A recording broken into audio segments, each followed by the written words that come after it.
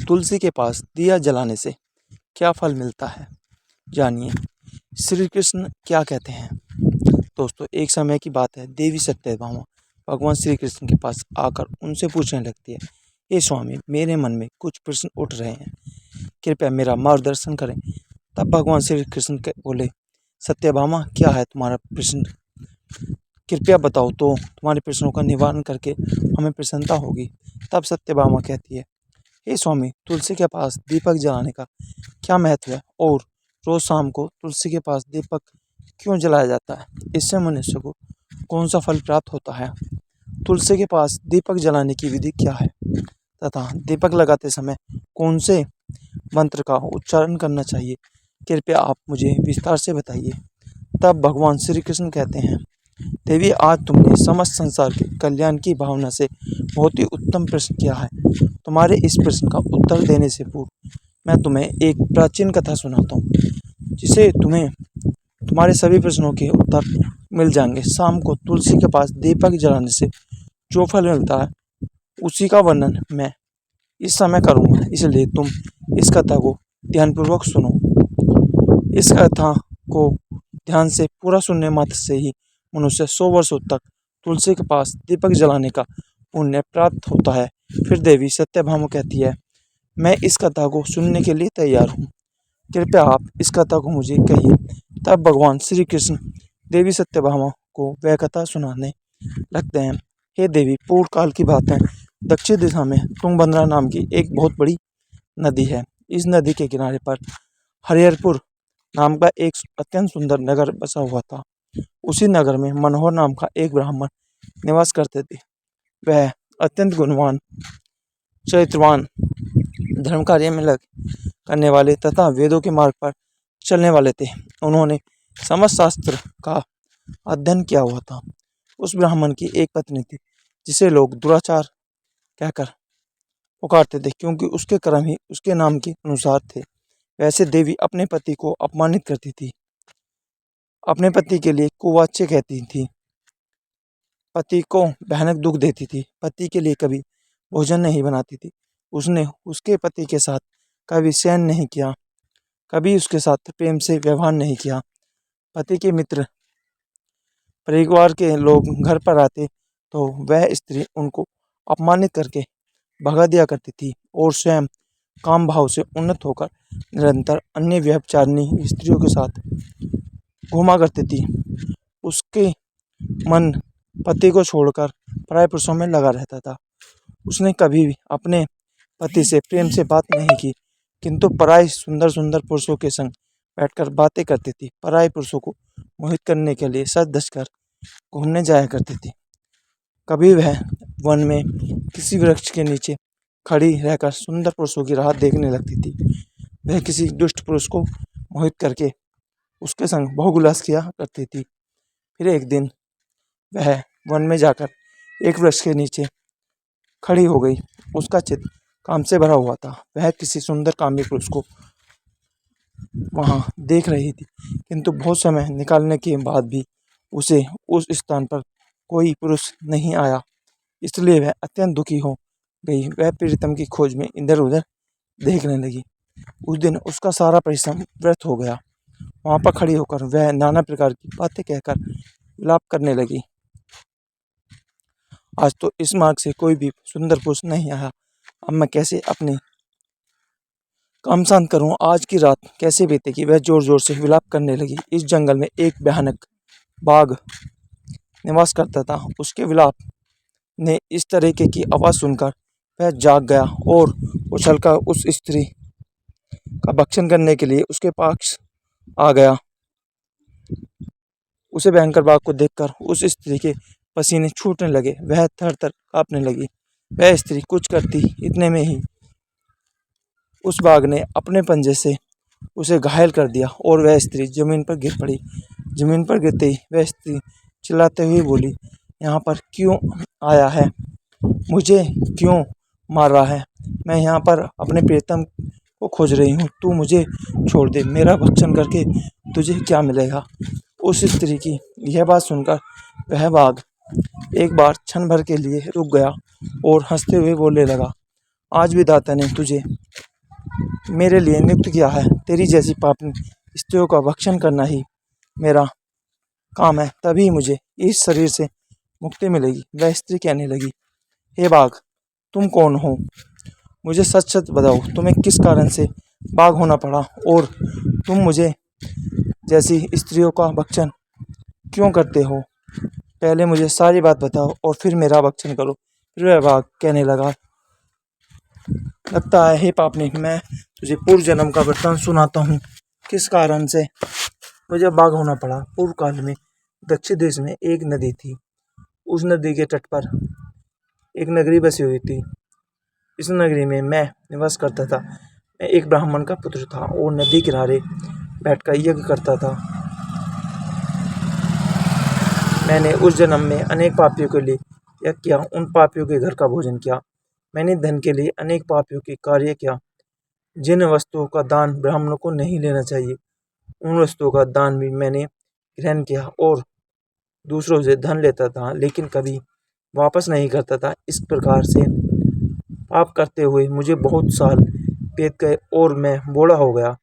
मेरे बाल सफ़ेद हो गए, आंखें सूख गई, मुंह के सारे दांत गिर गए, लेकिन फिर भी मेरी दान लेने की आदत नहीं छूटी और मैं पाप करता गया। फिर एक दिन मैं दान लेने के लिए नदी किनारे गया और अन्य धूर्त ब्राह्मणों के साथ मिलकर हमने लोगों को ठगा। झूठे मंत्र वचन बोलकर हमने बिना विधि के ही देवी देवताओं का पूजन किया और बहुत सारा धन ले लिया। फिर उसी स्थान पर एक बीमार कुत्ते ने मेरे पेट में काट लिया और मैं मूर्छित होकर गिर पड़ा। उसी क्षण मेरे प्राण चले गए। फिर यम के दो दूत उस स्थान पर प्रकट हुए और मुझे पकड़कर यमपुरी ले गई। वहां पर यमराज ने चित्रगुप्त से मेरे कर्मों का लेखा जोखा निकालने के लिए कहा। फिर चित्रगुप्त कहने लगे, हे धर्मराज, इस ब्राह्मण ने बहुत पाप किए हैं। विधि से पूजा न करके झूठे मंत्र बोलकर भगवान का अपमान किया है, इसलिए यह पापी ब्राह्मण केवल नरक जाने के ही योग्य है। यमराज ने अपने दूतों को आदेश देकर मुझे नरक की आग में डाल दिया। अनेक वर्षों तक नरक की सजा भोगने के बाद मुझे बाघ का शरीर प्राप्त हुआ और मैं इस दुर्गम वन में निवास करने लगा।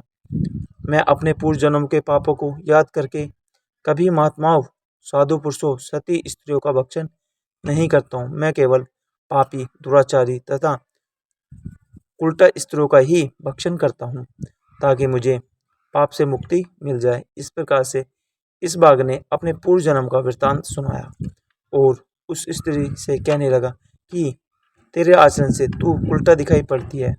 अपने पति को छोड़कर तू इस वन में अन्य पुरुष के साथ विलास करने के लिए आई है, इसलिए आज तू मेरा ग्राह अवश्य बनेगी। इतना कहकर उस बाघ ने अपने नाखून से उस पापिन के टुकड़े टुकड़े करके उसे खा लिया। फिर उस स्थान पर यम के दो दूत प्रकट हुए और उस पापिन स्त्री को उठाकर यमपुरी में ले गए। वहां पर उसे यमराज के सामने खड़ा किया गया। फिर चित्रगुप्त ने उस स्त्री का लेखा जोखा निकालते हुए यमराज से कहने लगे, हे धर्मराज, यह स्त्री तो अत्यंत पापनी है। इसने घोर पाप किए हैं। इसने बहुत पाप किए हैं। इसने अपने पति को कभी सेवा नहीं की, अपने पति को छोड़कर पराये पुरुषों के संग विलास किया करती थी। उसके पाप को सुनकर यमराज ने उस स्त्री को अग्नि से भरे हुए कुंड में डालने का आदेश दिया। अनेक वर्षों तक उसे उस कुंड में पकाया गया। फिर उसे निकालकर रौरव नामक नरक में डाल दिया गया। इस प्रकार से उसे अनेक वर्षों तक अलग अलग नरकों में डाला गया और नरकों में डालने के बाद वह महापापी स्त्री पुनः पृथ्वीलोक पर आकर चंडाल के रूप में उत्पन्न हुई। चंडाल के घर में जन्म लेकर फिर से अनेक पाप करने लगी। अनेक पापी पुरुषों के संग विहार करने लगी। फिर कुछ समय बाद पूर्व जन्म के पापों के कारण उसे कोढ़ का रोग हो गया और वह भयानक पीड़ा सहन करने लगी। उसका अंग अंग जलने लगा, उसके नेत्रों में पीड़ा होने लगी। इस दुख को सहन करती हुई वह दिन बिताने लगी। फिर एक दिन वह तीर्थ में स्नान करने के उद्देश्य से चली गई। वहां पर वह एक आश्रम के बाहर निवास करने लगी। उस आश्रम में एक तुलसी का पौधा था। अन्य स्त्रियों को वहां पर तुलसी के पास दीपक जलाते हुए देखकर उस पापी स्त्री ने भी वही किया। उसने तुलसी के पौधे के पास एक दीपक जला दिया। फिर उसी रात हृदय फटने से उसकी मृत्यु हो गई और यमराज के 2 दूत उसे ले जाने के लिए वहां पर प्रकट हुए। जैसे यम के दूत उस पापी स्त्री को पास में बांधकर ले जाने लगे, भगवान विष्णु के 2 पार्षद उस स्थान पर प्रकट हुए और उन्होंने उन दूतों को रोक लिया और कहने लगे, इस स्त्री को तुम छोड़ दो। यह स्त्री नरक जाने की योग्य नहीं है। तुम किसके आदेश से ऐसा अधर्म कर रहे हो? फिर यम के दूत कहने लगे, हम यमराज के आदेश से इस पापी स्त्री को उठाकर ले जा रहे हैं, किंतु आप हमें किस कारण से रोक रहे हैं? यह स्त्री अत्यंत पापी है, इसे नरक में ले जाने की आज्ञा मिली है। फिर पार्षद कहने लगे, यह स्त्री तो विष्णु भक्त है, यह नरक जाने के योग्य नहीं है। इसने शाम को तुलसी के पास दीपक जलाया है, इसी कारण से इसके समस्त पाप नष्ट हो गए हैं, इसलिए अब यह नरक जाने की योग्य नहीं है। यह स्वर्ग जाने की अधिकारी बन चुकी है।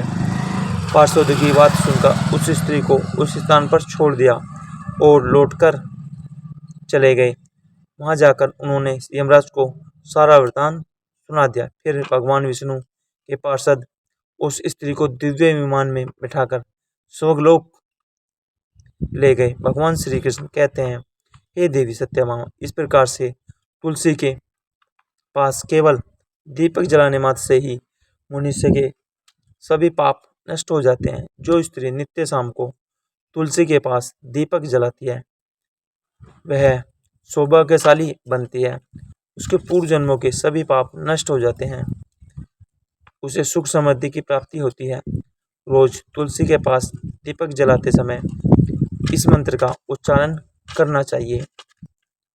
मंत्र इस प्रकार है, ओम तुलसी देव्य च विधे विष्णु प्रियाय च धीमहि तन्नो वृंदा प्रचोदयात्।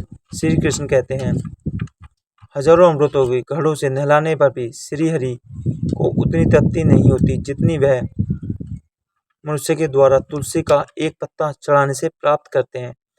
10,000 गोदान से मानव को जो फल प्राप्त करता है वही फल तुलसी के पत्ते के दान से पा लेता है। जो मृत्यु के समय अपने मुख में तुलसी पत्ते का जल पाया जाता है वह संपूर्ण पापों से मुक्त होकर श्री कृष्ण के धाम को जाता है। दोस्तों, सनातन हिंदू धर्म में तुलसी के पौधे का महत्व सबसे अधिक है। इसकी सबसे पहले पूजा भगवान विष्णु ने की थी। श्री हरि कहते हैं, जिस प्रकार से देवी लक्ष्मी को वैकुंठ का ऐश्वर्य प्राप्त है, उसी प्रकार से वैकुंठ में तुलसी के कारण ही पवित्रता प्राप्त है। पृथ्वीलोक पर जिस स्थान पर भी तुलसी का पौधा होगा उस स्थान पर कभी बुराई का वास नहीं होगा। ऐसा स्थान सबसे अधिक पवित्र होगा। इसी कारण से हमें हमारे घर में तुलसी का पौधा अवश्य ही लगाना चाहिए।